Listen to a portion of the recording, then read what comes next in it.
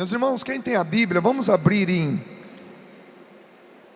Carta de São João, primeira carta de São João, capítulo 2, a partir do versículo número 12. São João, capítulo 2, de 12 a 17. Você que está caminhando, encontre o seu lugar. É a primeira pregação do nosso encontro, então ela como que vai abrindo o nosso entendimento para essa grande inspiração que é esse acampamento, baseado nessa passagem que está aqui, Efésios capítulo 6, versículos de 11 a 17, mas que não é que eu vou usar agora para essa pregação, mas é aqui em norteia, que vai falar da armadura do cristão. Então vocês viram toda a decoração da chácara, toda a identidade visual que prepararam para nós ao longo desses dias, que praticamente é um serviço de blindagem, né? Assim como quando você compra um carro e você precisa de uma proteção maior, então você gasta praticamente mais metade do valor daquele carro para blindá-lo, né? Você troca os vidros por vidros bem mais grossos, você coloca chapas de aço por dentro, entre o forro do carro e a lataria do carro, você protege o motor, você coloca pneus mais resistentes, porque o carro vai ficar mais pesado, você vai gastar mais combustível, porque o carro vai ficar um pouco mais gastão, né, de combustível, mas por necessidade, porque você precisa ir a lugares talvez perigosos, você é uma personalidade, você precisa se blindar para se proteger. A armadura do cristão, na verdade, é uma blindagem, né? E só usa uma blindagem quem precisa usar, né? Se você não precisa usar uma blindagem, então é desnecessário você blindar o seu carro. Mas se você precisa dessa blindagem, então realmente você precisa recorrer a esse recurso, né? Desculpa a redundância, né? Então a palavra de Deus, ela é na verdade uma blindagem para nós, e de maneira especial essa passagem de Efésios capítulo 6. Mas hoje nós vamos começar a entender essa proposta desse encontro, através dessa primeira pregação. Antes de começar, eu gostaria que você olhasse para mim, e se tem alguém conversando com você, você diga assim para essa pessoa: olha, espera um pouquinho, eles estão arrumando aqui o telão, mas pode ficar tranquilo que isso aí é tranquilo, eles já estão ajeitando ali. Não deixa isso tomar sua atenção não. Houve um tempo na igreja, e eu preciso contextualizar você primeiro, tá bom? Houve um tempo na igreja, no comecinho da igreja. Quando eu digo no comecinho da igreja, é logo depois que Jesus morreu. Logo depois que Jesus morreu, começa o período dos seguidores de Cristo, né? Então Jesus morreu no ano 33, digamos assim. Sabemos que existe aí uma diferença no calendário, mas isso não importa. Vamos pegar como base no ano 33. Logo depois disso, começa a dispersão dos seus seguidores, que nós chamamos de diáspora. Por que diáspora? Porque começou a perseguição desses primeiros seguidores de Cristo, que nem eram chamados ainda de cristãos. Bom, aí começa a igreja. Agora você imagina, cada um daqueles que fugiam levando o que eles acreditavam, o que eles tinham recebido como ensinamento de Jesus Cristo. E aí começa a história da igreja, que nós chamamos de igreja primitiva. Os primeiros cristãos, as primeiras pessoas, os primeiros de nós. E não faz tanto tempo assim, apenas 2000 anos. Isso aí para a história não é nada. É o tempo de 20 pessoas terem vivido 100 anos. Então isso é muito recente. A história do cristianismo é recente. Naquela época, existiam pessoas que não eram seguidoras de Cristo, não conheciam Cristo, mas também tinham suas filosofias, suas crendices, sua maneira de enxergar Deus através de deuses. Preste bem atenção, porque se você não entender isso, você praticamente não vai entender o encontro inteiro. Então essas pessoas tinham a sua fé. E Pedro, Paulo e João foram os que mais se empenharam a trazer, a levar aquela nova fé, aquela fé verdadeira, a fé num Deus que se encarnou para salvar todo mundo daquela época, antes dela, e também nós que somos depois daquela época. Agora você imagina levar um novo ensinamento ao mundo grego, ao mundo romano, aqueles que vinham ainda das ideias dos persas, dos egípcios. Você pode imaginar a dificuldade disso? E um termo muito usado na época, um pouco conhecido nos dias de hoje, é gnosis. Gnosis significa conhecimento. Então aquele povo tinha um conhecimento, tinha uma gnose. Eles tinham um conhecimento, só que não era um conhecimento de Cristo, não era um conhecimento do que ainda haveria de ser ensinado. Então não era apenas ensinar o certo, era também destruir o errado. E o errado sempre quer voltar. O errado sempre quer voltar. Sabe aquele cara que no filme nunca morre? Tipo o Jason. Lembra do Jason? Pô, aquele cara estava dando canseira, pô. Jason 4, Jason 5, Jason 10. Pô, o cara nunca morria. Então é aquele monstro, aquele mal que insiste em voltar. Então, o exagero, né?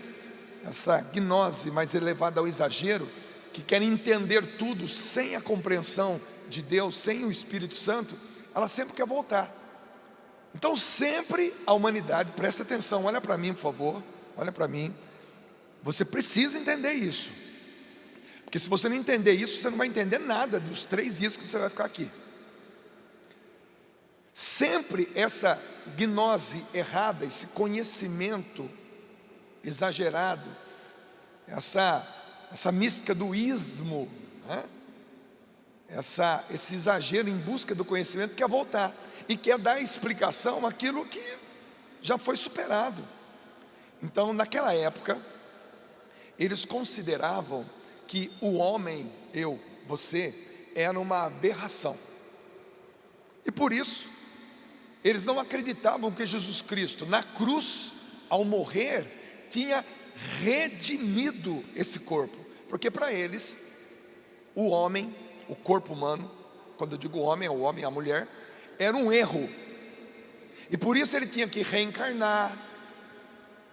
Por isso aquela frase que Paulo usa, tudo me é permitido, que na verdade essa frase não é de Paulo, essa frase é dos gregos. Paulo apenas completa, olha, tudo me é permitido, mas nem tudo convém, porque eles acreditavam que o corpo não tinha nada a ver com o espírito. O que você fazia com o seu corpo não atrapalharia o seu espírito, as duas coisas não estavam juntas. Então por isso que os gregos, e não apenas os gregos, os romanos, os espartanos, os egípcios, né? E todas as civilizações, as grandes civilizações, faziam o que queriam com o seu corpo, porque eles acreditavam que qualquer coisa que eles faziam com o corpo deles não iria influenciar ou iria prejudicar a alma, aquilo que eles entendiam como alma, como espírito. Então Paulo diz, tudo me é permitido, vírgula, ele acrescenta, mas nem tudo me convém. Então nessas pequenas frases, tem alguém esbarrando em algum microfone, acho que é na bateria que tá vindo o som aqui, né? essas frases pequenas na Bíblia vão dando a entender o que Paulo, que Pedro, que João estava tentando esclarecer para a humanidade daquela época, para os primeiros cristãos, para os jovens, para as crianças, para os adultos, para as famílias, porque eles estavam vindo de uma linha. Eita, o que está acontecendo aí? É algum microfone aí que está ligado, que está batendo. Veja aí o que é. Então, essas pessoas, elas vinham de uma linha de pensamento ruim. Só que, como eu disse para você, o Jason sempre quer voltar. Ele não quer morrer. Então você mata. Tem um episódio do Jason, lembra que ele está no fundo do lago? Aí tem uma criancinha que vai lá na ponte e começa, de repente ele sai do fundo do lago. Eu morri de medo, mas eu tinha curiosidade de ver. Então, ele insiste em voltar. Então, certas linhas de pensamento, e você é um jovem inteligente, eu quero tratar vocês aqui nesse acampamento, considerando que vocês são inteligentes, e vocês são inteligentes. Vocês são capazes de entender o processo da humanidade, dessa antropologia, da história da humanidade. Então eu estou considerando vocês, e estou me referindo a vocês como pessoas realmente capacitadas de entender o que está acontecendo no dia de hoje. Então essas inverdades, essas mentiras tão bem contadas, insistem em vir, né? Então esses gnósticos, mas não da sabedoria boa, do conhecimento de Cristo, né, do conhecimento bom, mas não, esses que misturam essas filosofias, esses misticismos, essas crendices, essas bruxarias, magias, e tudo o que eles entendiam naquela época era uma mistura para poder tentar explicar o que era o homem. Então você imagina, de repente agora vem Jesus Cristo, o Filho de Deus encarnado.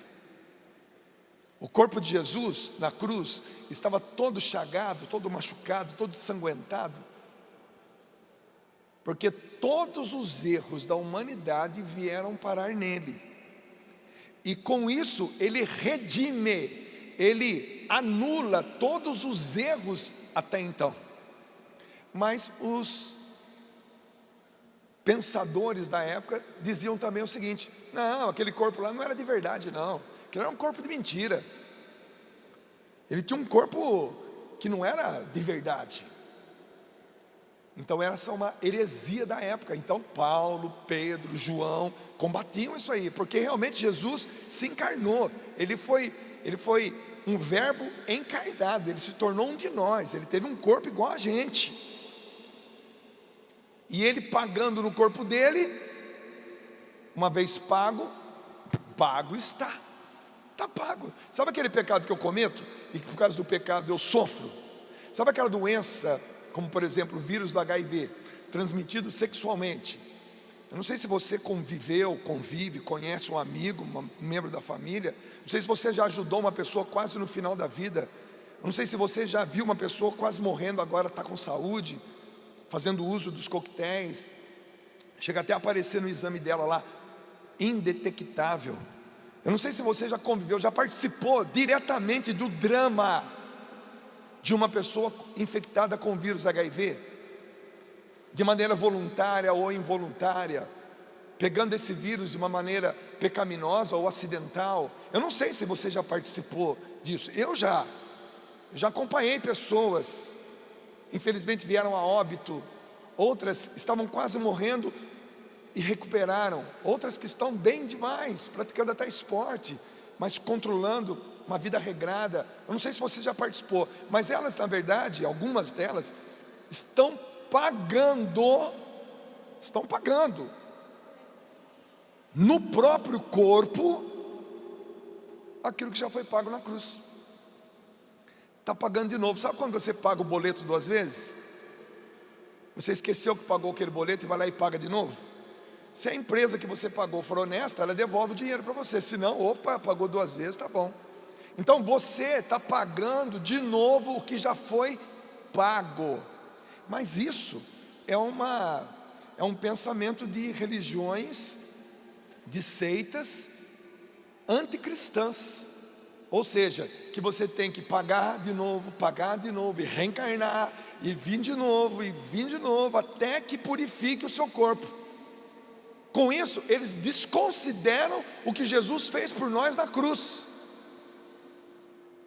Isso é aquilo que a Bíblia chama, eu até escrevi aqui, né? Que é o contrário da gnose, que é o conhecimento, e sim o gnosticismo. Essa semântica do ismo, tudo que tem ismo no final é exagero. Tudo que tem ismo no final é exagero. Agora tem exagero bom e tem exagero ruim. Então, dito isto, eu tenho que dizer para você o seguinte: o mundo quer voltar com antigas conversinhas que você, jovem, está caindo nelas de novo. O mundo está voltando com ideias, com pensamentos que já foram superados ao longo dessa história cristã de 2000 anos. A igreja primitiva, depois do ano 400 e poucos, até 1500 e pouco, a igreja da Idade Média, e depois a igreja que nós vivemos agora, de 1500 para cá, que é a igreja contemporânea a nós.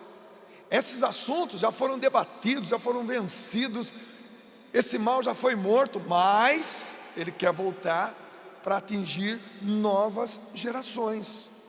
Gerações que estão querendo pagar de novo, e vão ter que pagar de novo, porque o salário do pecado é a morte. Isso não muda, isso é uma verdade. Quando você peca, de maneira ignorante ou de maneira consciente, e pecar no dicionário da língua portuguesa significa errar o alvo. Então quando você peca, tem uma consequência, e o salário, a paga dessa consequência é morrer. É morte de relacionamento, é morte de sonhos, é morte de planos, de objetivos, de ideias, de inspirações, e a morte física também, a morte mesmo, porque o salário do pecado é a morte. Enquanto você não morre, você está pagando, e pagando aquilo que já foi pago.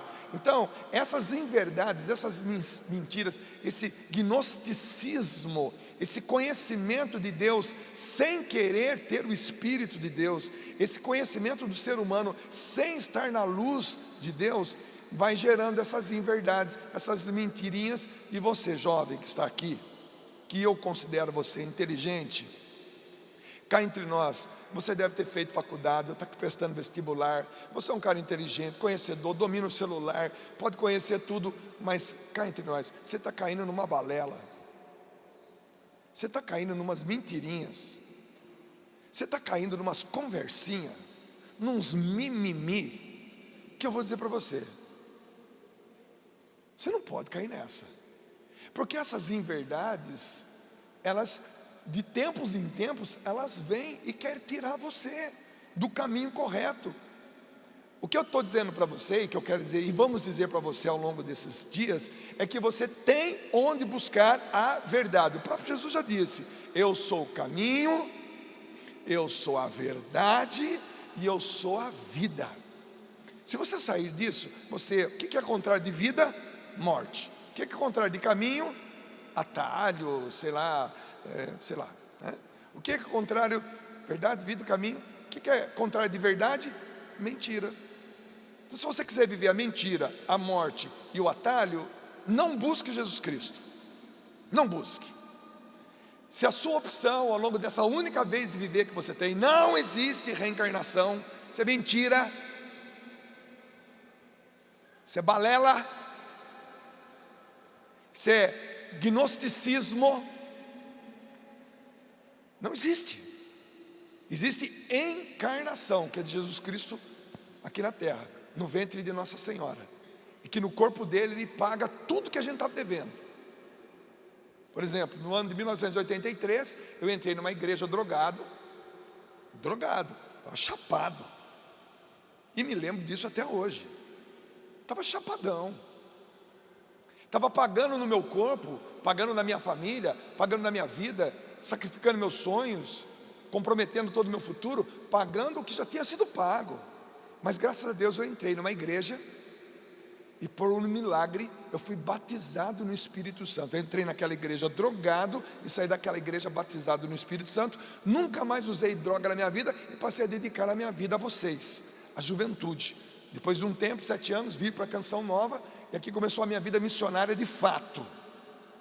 No ano de 1998 começou o PHN e esse ano é o 21º ano do PHN. Então essa história bonita eu não posso negar, eu não posso cair em mentirinhas.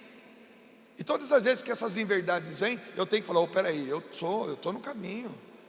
O caminho é Jesus Cristo, a verdade é Jesus Cristo, a vida é Jesus Cristo. Então se você não quer viver caminho, verdade e vida, ou seja, você quer viver atalho, mentira e morte, então por favor, não siga Jesus Cristo. Porque Jesus Cristo não é morte, Jesus Cristo não é mentira, Jesus Cristo não é atalho. Jesus Cristo é verdade, é caminho e é vida. Então diga para quem está do seu lado: vai encarar? Se você não quer encarar, desiste agora. Já viu aquele filme, né? O filme do Tropa de Elite, quando o cara fala para ele: pede para sair, dá tapa na cara dele, pede para sair. Claro que eu não vou pedir para você dar um tapa na cara de ninguém aí, mas se você não quer, então pede para sair, filho. Pede para sair, porque não dá. Sabe aquelas brincadeiras que a gente está fazendo quando a gente é criança e a gente é muito pequenininho para estar no meio dos grandes? Só que a gente quer ficar no meio dos grandes, e os grandes estão percebendo que está atrapalhando. Aí o grande fala: pede para sair, rapaz. Quantas vezes eu escutei isso? Mas eu insistia: não, eu vou ficar. Levando pancada, jogando bola no meio dos grandes, levando pancada, bolada, mas eu queria estar ali. Falei: não vou pedir para sair não, porque eu quero ficar, porque é assim que eu vou aprender. E os grandes falavam para mim assim, que eu estava atrapalhando: pede para sair. Falei: não, não vou pedir não, vou continuar. Então diga para quem está do seu lado: não vou sair não. Não, olha para mim, olha como é que você vai dizer para a pessoa que está do seu lado, né? Que eu estou pedindo para você. Se você não está aguentando, se você não quer o caminho, não quer a verdade, não quer a vida, então pede para sair. Mas você estava olhando para mim: não, vou sair não, Dugão. Então, já que você não pode falar isso para mim, fala para quem está do seu lado. Olha no olho dessa pessoa e fala assim: não vou sair não. Essa é uma decisão muito importante sua, de não sair. Porque se você sair do caminho da verdade e da vida, você vai cair na mentira, na morte e no atalho. Eu penso que é pelo menos uma decisão inteligente da tua parte. Depois, se você está desconfortável nessa decisão, calma, virão os dias, virão um aprendizado, virão novas amizades, virão novas opções, virão novas reflexões. Mas você não pode cair na mentira que o mundo está contando para você agora. E eu nem preciso entrar em detalhes das mentiras que o mundo está contando para você agora, porque o Jason quer voltar, mas a gente tem que matar o cara de novo, pô. Então esse gnosticismo, esse conhecimento sem a luz do Espírito Santo, essa coisa que vem lá desde os persas, dos egípcios, dos romanos, dos gregos, dos espartanos, que é querer conhecer algo que ainda não tinham domínio. Eles tinham Deus para tudo. Se eles queriam, por exemplo, ter um bom parto, eles teriam que adorar a deusa Artemis, ou Artemix. E eles chegavam ao ponto de se prostituírem para agradar tal deus ou tal deusa, para se protegerem de uma morte prematura no parto. Era esse o conhecimento que eles tinham de Deus. Eles tinham que se prostituir, sacrificar criança, animais, tinham que matar pessoas para agradar um determinado Deus que ia ser favorável a eles, para eles não morrerem cedo, para não morrer no parto. Veja, isso é ignorância, mas ignorância no bom sentido da palavra, é o desconhecimento. Quando o cristianismo vem, e principalmente através de Paulo, Pedro e João, nas cartas de São Paulo, nas cartas de São Pedro, nas cartas de São João, é justamente combatendo essas mentiras muito bem contadas, mas que parece que a humanidade quer reeditar essas mentiras ao longo dessa agenda da humanidade. Deixa eu dizer uma coisa para você: Não é a humanidade que age na agenda de Deus, é Deus que age na agenda da humanidade. A humanidade tem um caminho, ela vai errando, ela vai errando, ela vai errando, e Deus vai agindo, vai agindo, vai agindo. E sabe por que Deus tem paciência? Porque Ele é eterno. Quem não pode ter paciência nesse sentido, somos nós, porque a nossa vida é finita, ela vai acabar. Para mim deve estar faltando uns 30 anos. Daqui a 30 anos, pelo andar normal da carruagem, vocês não virão mais Sudunga falar, porque ele terá 85 anos, ou vai estar morto, ou vai estar tranquilo numa cadeira de balanço lá em casa, e outro vai estar pregando aqui. É finito, é finito. Daqui a um tempinho, a minha vida sexual ativa com a minha esposa vai acabar. E aí vai ser só beijinho, beijinho, só. Que beijinho murcho vai acabar, filho. Só se a minha alegria está no prazer que o meu corpo pode me dar, não adianta, vai acabar, vai acabar. É finito, então a pressa tem que ser minha. Eu tenho que entender essas coisas enquanto eu estou vivo e bem vivo. Agora Deus tem paciência, porque quantos Dungas, quantos Robertos, quantas Suzanas, quantas Marias, quantos Ricardos já vieram, já voltaram? Vieram do céu, já voltaram para o céu, já tiveram a sua vez de viver aqui na terra e já voltaram para o céu. Tiveram o seu tempo de acreditar em Deus, de conhecer Deus na luz do Espírito Santo, de fazer a coisa certa aqui na terra, de viver uma só vez, deixando um legado, deixando uma história. Eu sempre digo para os meus amigos aqui que eu quero ficar velho. Velho, eu acho um barato velho, gente. Quando eu vejo dois velhinhos batendo papo na praça, eu fico com inveja deles. É verdade, eu passo na praça e vejo aqueles velhinhos, cabelinho branco, jogando baralho, dominó, jogando palitinho. Eu fico olhando assim, eu falei, meu Deus, meu sonho de consumo. Eu quero ficar velho do lado dos meus amigos, para eu recordar, e junto com eles, assistindo pela TV Canção Nova, se Deus quiser, o PHN, e dizendo, você lembra quando era nós que pregava lá? Você lembra quando nós pulava, fazia show no sábado à noite? É tempo bom, né? Como é que é seu nome mesmo? Vai chegar essa época. Agora, na minha vez de viver, eu quero conhecer esse Deus maravilhoso. Eu vou perder meu tempo de novo em ideias que já foram superadas, de ideologias que já vieram, já arrebentaram com a humanidade, já foram superadas, acabaram com civilizações. Tem gente lá em Brasília usando gravata. Graças a Deus são poucas pessoas, são na verdade pessoas usadas pelo demônio, que vivem o dia inteiro tentando aprovar leis como aborto. Poxa, o aborto, matar uma criança, é coisa dos gregos, dos espartanos, daquele povo bárbaro que oferecia suas crianças para os deuses. Tem gente querendo aprovar a lei para deixar legal o uso da maconha, a venda da maconha na farmácia. Tem gente lá. E o pior é que tem gente que concorda. Tem gente que quer fazer com que a pedofilia seja tida como normal, ou seja, um adulto usar uma criança. Isso é coisa dos gregos. Os gregos tinham isso. Gregos acima de 20 anos traziam as crianças e faziam uma troca. Eu te dou sabedoria, você me dá seu corpo. Isso é coisa dos gregos de 3.000 anos atrás, 2.000 anos atrás. Pedofilia institucionalizada. Depois que o grego fazia 20 anos, ele deixava de ser escravo daquele adulto, porque tinha adquirido o conhecimento dele, e passava agora a ter ele o direito de uma criança. E quando ele atingia 30 anos, ele era obrigado a se casar. Tem gente que acha que isso deve voltar, e tem gente que quer fazer disso lei. Tem gente que acha, e luta lá, viu, para trazer a ideia, por exemplo, do incesto, pai ter relação com filha, irmão com irmã. Tem gente usando gravata, querendo fazer disso lei. Tem gente querendo acabar com a família, porque lá atrás eles detestavam o corpo humano, porque eles achavam que o homem se juntando com uma mulher gerariam um outro ser humano, e eles não queriam isso, porque eles achavam que o ser humano era um erro.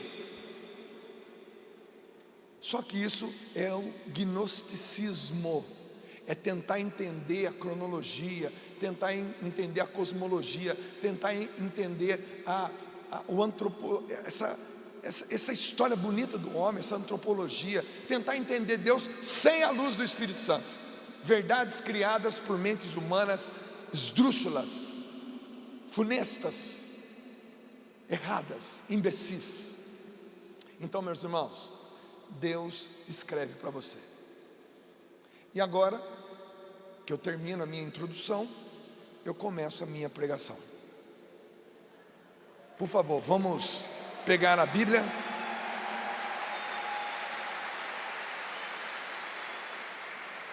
João, que deve ter vivido mais ou menos uns 90 anos, porque essa carta, ela é do ano 90, depois do nascimento de Cristo. Então, suponhamos que João era um jovem que acompanhava Jesus Cristo, fazendo mais ou menos as contas. João viveu bastante, mas a carta é do ano 90, que vai dizer o seguinte: João, capítulo 2, versículos de 12 a 17, diz assim: Filhinhos, eu vos escrevo porque vossos pecados vos foram perdoados pelo seu nome. Ei, sabe aquele pecado que você cometeu semana passada? Não vamos entrar em detalhe, tá? Mas sabe aquele pecado que você cometeu semana passada? Se você confessar-se, aquele pecado vai ser perdoado. Por isso que você é católico, apostólico, romano, porque a sua igreja te deixou um sacramento, que é o sacramento da reconciliação. E por pior que tenha sido o pecado que você cometeu, se você pedir perdão diante de um sacerdote, aquele pecado vai ser perdoado. Vamos colocar uma pedra sobre o assunto e vamos começar de novo a vida. Você quer proposta melhor que essa? Os seus pecados foram perdoados. Nunca você não me conhece, não sabe quem eu sou, você não sabe o que eu fiz. Não interessa. Não interessa, os seus pecados foram perdoados. E se você é católico, se você confessou o seu pecado, não se fala mais nisso. Nem eu falo mais nisso, nem você fala mais nisso. Acabou. Acabou. É lindo isso, gente. E é isso que João está falando: filhinhos, eu vos escrevo porque vossos pecados vos foram perdoados pelo seu nome. Pais, eu vos escrevo porque conheceis aquele que existe desde o princípio. Os pais, ou seja, ele estava se referindo agora às pessoas mais velhas. Eles já conheciam toda a história de Abraão, Jacó, Isaac, José. Eles já conheciam. Vocês já conhecem. Pais, eu vos escrevo porque conheceis aquele que existe desde o princípio. Agora ele escreve para nós: jovens, eu vos escrevo. Está no presente. Para os pais, eu vos escrevi. Jovens, eu vos escrevo porque venceste o maligno. Você é o cara, hein, jovem? Quem tem menos de 30 aqui, levanta a mão para eu ver. Então, cronologicamente, você é jovem. Mas é claro que existem os jovens há mais tempo, que é o meu caso, né? Então você que tem mais de 30, não fique triste, porque senão eu também não estaria aqui. Tá? Eu tenho 55 e dou pau em muitos aí, viu? Não vem não, tá? Treino taekwondo com meu filho, jogo futebol, basquete, vôlei, acordo 6 horas da manhã todo dia, vou dormir todo dia à meia-noite e estou disposto. Então a juventude é de um espírito que não envelhece, que está dentro de nós. Ontem eu conversei 1h30 ontem com o Padre Jonas, 1h30, fui na casa dele, esperei ele terminar o terço da misericórdia, que ele estava rezando na capelinha dele, e fiquei 1h30 conversando com ele. Rimos, brincamos, contamos histórias. Ele me contou história que eu já sabia, eu contei história que ele já sabia sobre nós. Rimos. Depois no final eu falei para ele: Padre, o senhor pode me abençoar? Ele falou assim: vai ser forgado, hein? Aí também já é demais, brincando comigo. Falei: Padre, se o senhor não me abençoar, eu vou lutar com o senhor igual Jacó lutou com o anjo, até que o anjo, que é o Senhor, desloca a minha coxa. Aí ele falou: então tá bom, vamos parar com essa briga. Aí começou a rezar, rezou. Olha que ele terminou a oração, ele falou: nossa, estou até com a coxa doendo. 82 anos, com bom humor, disposição, e disse: pode confirmar que sábado eu estou presidindo a missa de vocês e pregando para vocês. Então, meu irmão, para você que passou dos 30, fica tranquilo, você é jovem há mais tempo, tá bom? Mas para você que tem ainda antes dos 30, Deus está dizendo aqui para você: jovens, eu vos escrevo, porque vencestes o maligno. E quando ele diz maligno, ele está falando do diabo mesmo, do demônio. Não é o mal com U, é o mal com L. É o maligno. Jovem, você pode vencer. E ele continua: crianças, eu vos escrevo porque conheceis o Pai. Pais, eu vos escrevi porque conheceis aquele que existe desde o princípio. E ele vai falar de novo com jovens. E olha, ele vai acrescentar uma coisa muito bonita para você, jovem. Jovens, eu vos escrevi porque sois fortes. O que você é, jovem? Não senti firmeza. O que você é, jovem? Se Deus fala que você é forte, você não pode achar que você é fraco. Ai, eu não consegui resistir. Ô gente, fala a verdade, essa geração é muito mimimi. Meu Deus, vocês não são isso. Parecendo geração floco de neve, se derrete todo. Vocês não são isso. Estão querendo dizer que vocês não valem o feijão que vocês comem. Estão querendo dizer que vocês são frágeis, mimimis. E vocês não são isso. A palavra de Deus diz que você, jovem, é forte, e que você vence o maligno, você vence o Satanás, o diabolus, que significa divisor. Você é forte o suficiente para vencer o mal com L, maligno. E não sou eu que estou dizendo isso, não. Quem está dizendo isso é São João, o apóstolo mais amado, o mais novinho dos 12. E ele está falando porque Deus está usando da boca dele e da pena dele para escrever isso para vocês. Diga para quem está do seu lado: se ele for um jovem, olha para ele e fala para ele: você é o cara, bicho. Você é o cara, meu.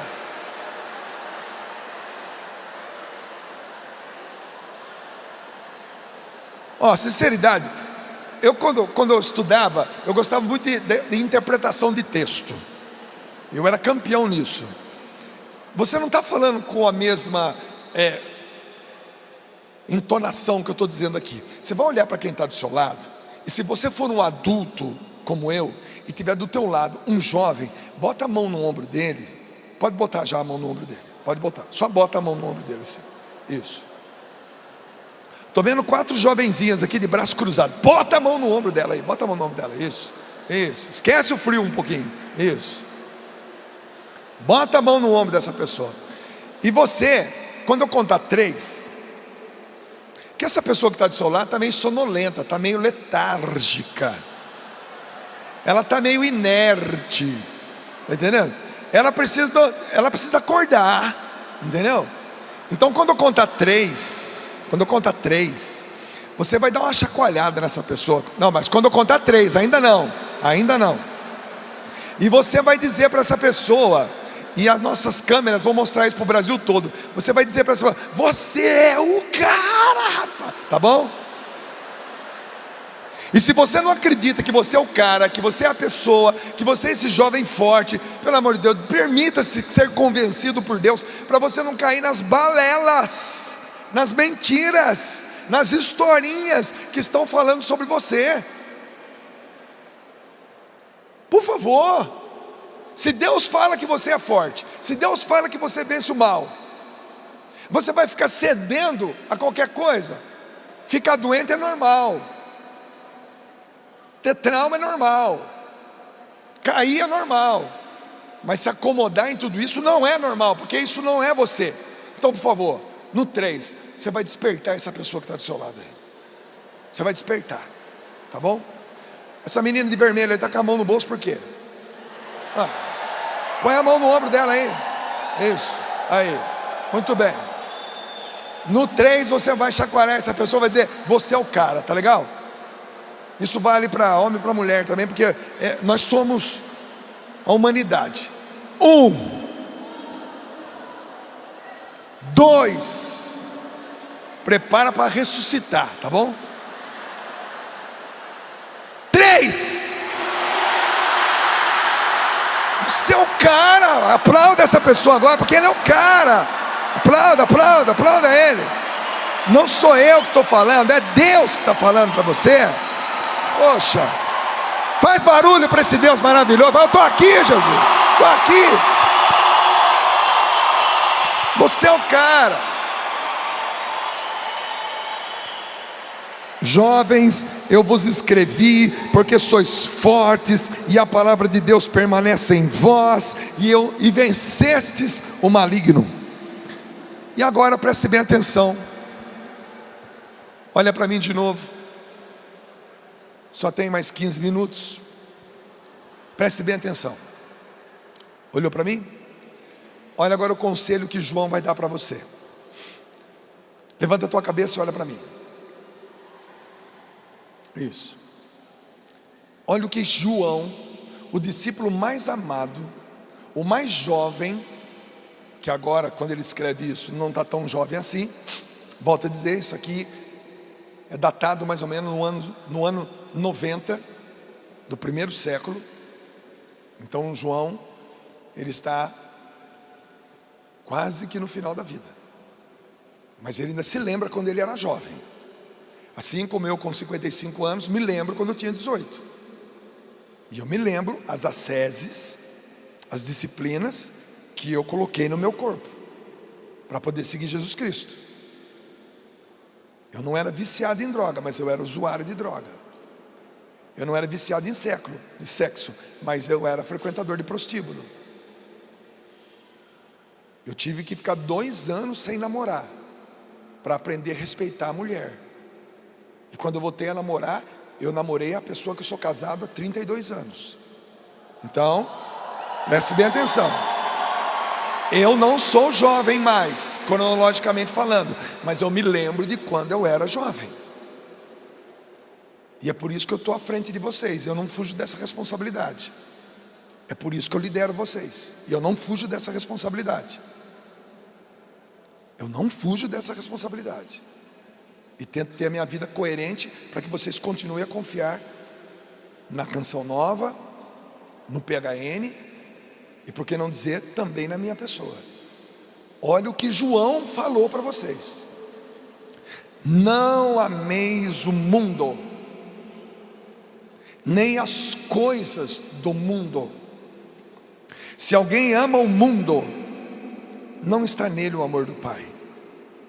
Porque tudo o que há no mundo, e ele não está falando do cosmos, da cosmologia, da criação de Deus. Não é isso, gente.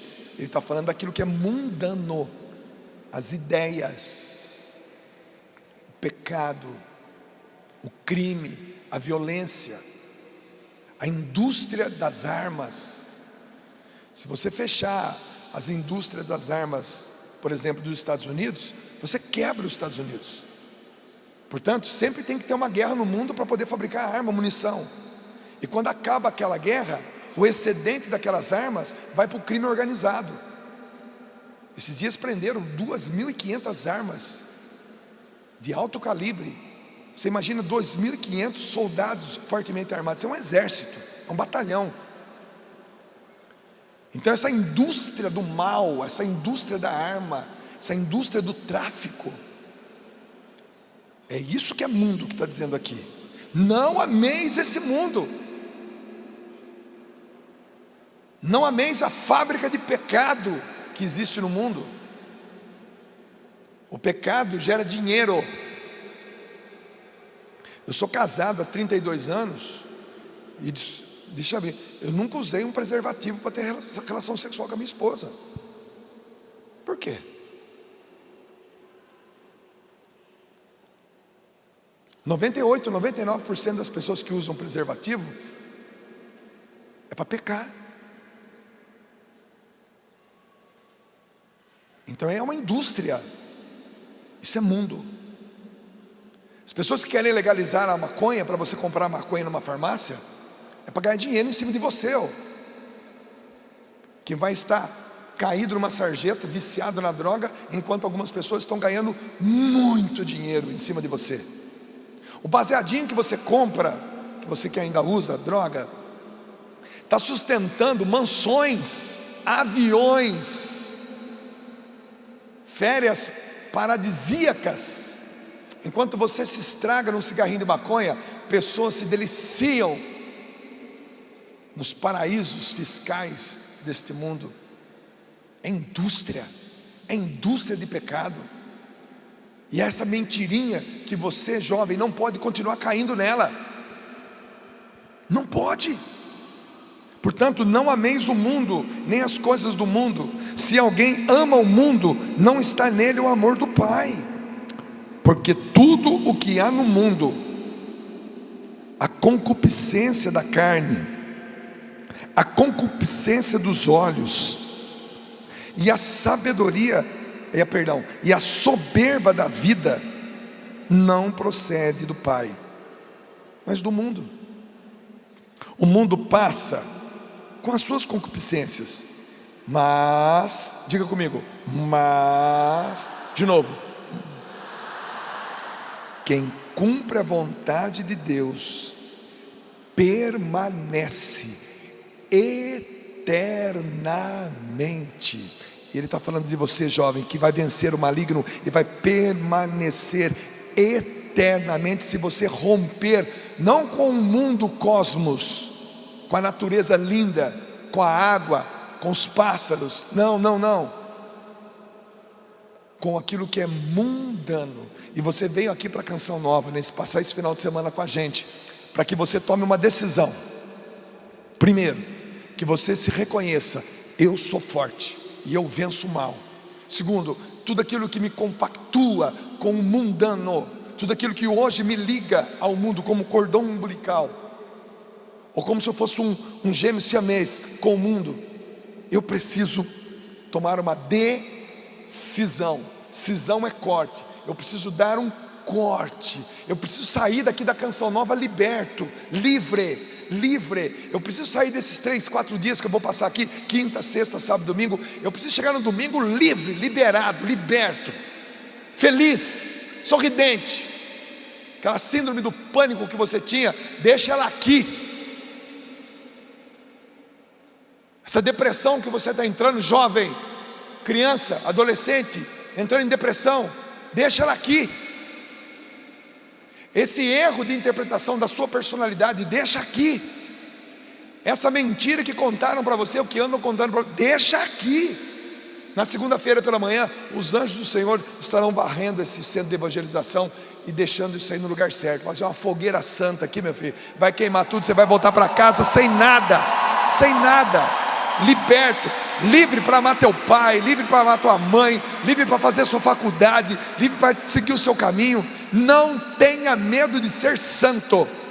Eu vou pregar sobre isso sábado de manhã. Sábado de manhã eu vou pregar para você. Não tenha medo de ser santo. Ah, Dunga, mas será que um dia vamos fazer uma imagem minha, colocar num pilar lá no altar da minha igreja, lá da minha paróquia? Pode ser que sim, pode ser. Como é que seria a sua imagem? Imagina a minha imagem: calça jeans toda rasgada, tênis verde e amarelo, escrito PHN aqui, ó. Imagina você, daqui a uns 200 anos, você chegar na igreja e ver lá, São Dunga. Mas isso é problema de quem estiver vivo para entrar com o processo. Não estou nem aí, porque eu já vou estar com Jesus Cristo numa boa lá, tranquilo, já vivi a minha batalha, combati o bom combate. É problema dos outros. Ninguém é declarado santo em vida. Em vida se torna heroicamente santo. Portanto, você não pode ter medo de ser santo. Mas isso eu vou pregar no sábado de manhã para vocês. Hoje é para que você entenda que todas as mentiras,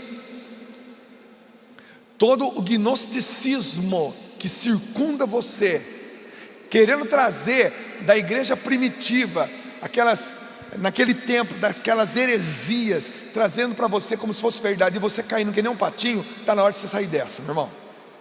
Sabe quando uma pessoa está contando uma mentira, você olha para ela assim, e você fala assim: nossa, o cara está contando uma mentira. Aí quando ele termina de contar, você fala assim: você acha que eu estou acreditando nisso? Você acha que eu estou acreditando nisso? O cara acabou de mostrar para ele, você tem 5 minutos. Aí eu olho para ele e falo: você acha que eu estou acreditando nisso? Mas isso é uma verdade.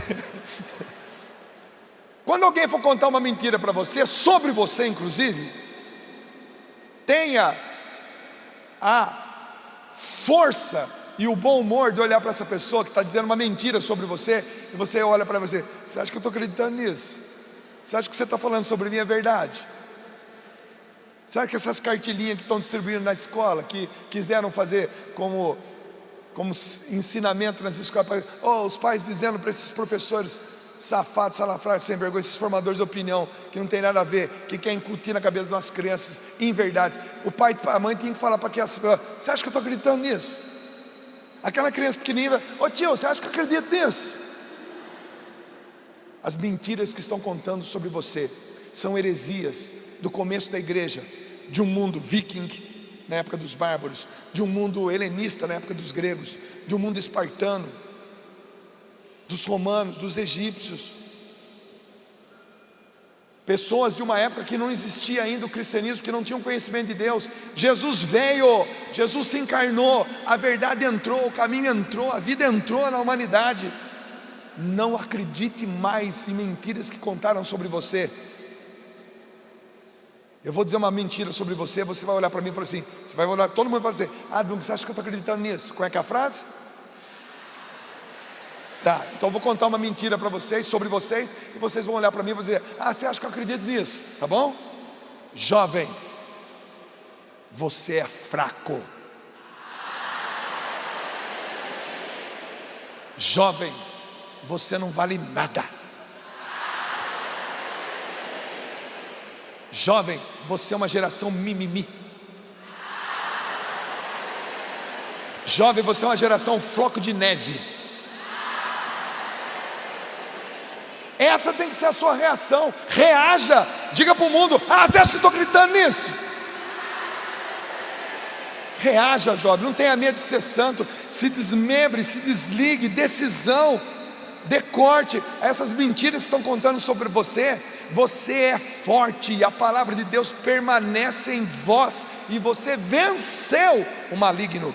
Isso é você, isso é a sua verdade. É para isso que você veio aqui na Canção Nova. Fique em pé, fique em pé. Vou pedir para que a minha irmãzinha querida Ana Lúcia cante de novo a música que você estava cantando do fogo, né? Como é que é mesmo? Como é que é mesmo? Sarça ardente. Sarça ardente, né? Isso. Acredito que vocês precisam ser essa sarça ardente nos dias de hoje. Diga para quem está do seu lado: chegou a hora do fogo. Chegou a hora do fogo. Chegou a hora do fogo, fala para ele. Chegou a hora do fogo. Para queimar as mentiras ao seu redor. Vamos incendiar isso aqui, gente. Vai lá, Ana, capricha aí. E aplauda esse Deus maravilhoso que te trouxe aqui na Canção Nova. E faz barulho porque Ele merece, que Ele te ama, que Ele sabe quem você é.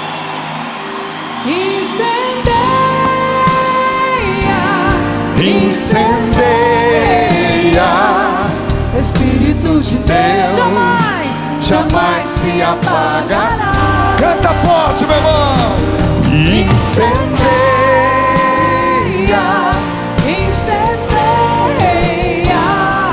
Espírito de Deus, jamais se apagará. Como a sarça queimava sem se consumir, que arde o fogo do Espírito. Como a sarça queimava sem se consumir, arde o fogo do Espírito, arde o fogo do Espírito Santo em mim. Como a sarça queimava sem se consumir, arde o fogo do Espírito, arde o fogo do Espírito Santo